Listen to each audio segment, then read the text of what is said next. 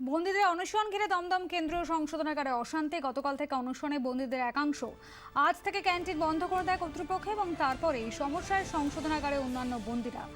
অসীম বসু আমাদের প্রতিনিধি রয়েছেন আমার সঙ্গে। অসীম, কি নিয়ে এত অশান্তি? দেখো অনুষ্কা, মূলত যেটা বন্দীদের দাবি, তাদের তাদের কিন্তু বিচার হচ্ছে না। 2 বছর 3 বছর তাদেরকে এখানে রাখা হয়েছে, তাদের কোনো বিচার হচ্ছে না। তাদের সেই বিচার হচ্ছে না বলেই তারা কিন্তু মূলত কালকে থেকে অনশন করেছেন। এবং আরেকটি যেটি কালকে ঘটনা ঘটে, সেটা হচ্ছে যারা যাবজ্জীবন বন্দী রয়েছেন, সেই আসামি রয়েছে, সেই আসামিরা কিন্তু যারা বিচারাধীন বন্দী, তাদেরকে কিন্তু তারা যখন পাহারা দিচ্ছিল সেই সময় তাদের বচসা হয় এবং সেই সময় তাদের মধ্যে মারপিট হয়। এবং এই মারপিটের ঘটনায় এই মুহূর্তে কিন্তু একজন এতটাই জখম হচ্ছে, তাকে কিন্তু এই মুহূর্তে দমদম সেন্ট্রাল জেল থেকে আর্য করে কিন্তু তাকে পাঠানো হয়েছে।